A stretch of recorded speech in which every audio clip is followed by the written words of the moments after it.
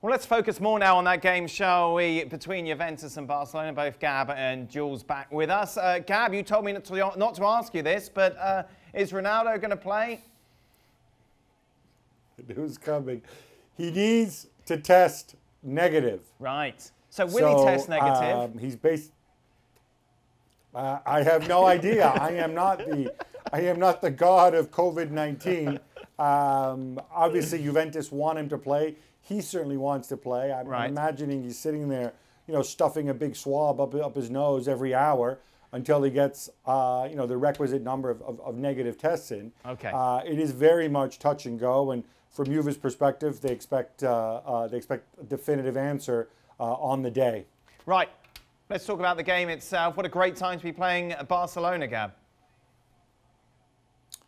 Yeah, or you could turn around and say, good time to play Juventus as well, given the recent draws. I think, though, from Juve's perspective, clearly they're going to feel that something needs to change a little bit. They need to seize control of games. The thing about Pirlo is he has so many options and permutations going into this game that it almost becomes tricky to choose the right one. Encouraging news. Looks like Leo Bonucci will be fit, not 100% confirmed yet. I think that is important just to settle down that defense, if indeed he is fit. Beyond that, he's got a big call to make in the fullback position. Obviously, no Alexandro. You certainly don't want Bernardeschi there. We could see the youngster Frabotta again. And of course, further up the pitch, do you start Kulusevski? I think on the evidence of the second 45 minutes, you probably do. But if you do that, you're not going to leave out Dybala and you're not going to leave out Morata, which means, that puts further pressure on your midfield. Meanwhile, from a Barcelona perspective, Jules, I don't reckon any of us could predict the starting 11 for this game. And I don't think Koeman even knows it at the moment, given the state of affairs that we saw at the weekend. Yes, I think you're right. I think he's still searching, looking for the right formula, the right personnel as well. I thought he made a few mistakes in the starting 11 against Real Madrid, for sure, starting with Pedri, who I don't think, especially in that position, was ready for a game like this. Coutinho, it looked like picked up an injury in that game, so will be missing for the Juventus clash. Does that mean Griezmann comes back into the team? Do you start Dembele to bring a bit more pace to your attack, a bit more skillful player who will take on Juventus defenders? And we've just said, Gab just said, the Juventus defense, we're not really sure yet how it looks, what it will look like, and especially our fullbacks.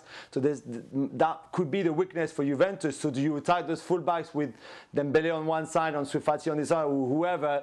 I think that there's a big key there in the game. But you're right. I don't think Ronald Koeman knows what to do in midfield, what to do in attack either. And at the back, well, we know that Piqué picked up that very stupid red card against Ferencváros, which means that he will be suspended for that huge game. So you also have to replace him. So I think there's a lot of headaches right now for Ronald Koeman. Let's get some predictions, boys, that will then rub in your face when you're wrong. Gab?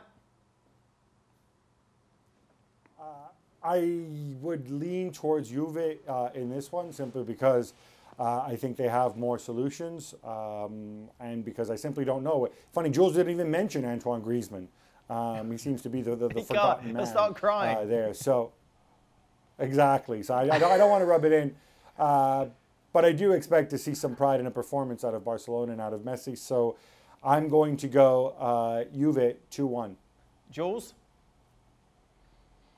I think neither of those teams can defend. Anyway, we saw that at the weekend again, and I think there will be loads of goals. I go like a crazy 3-3.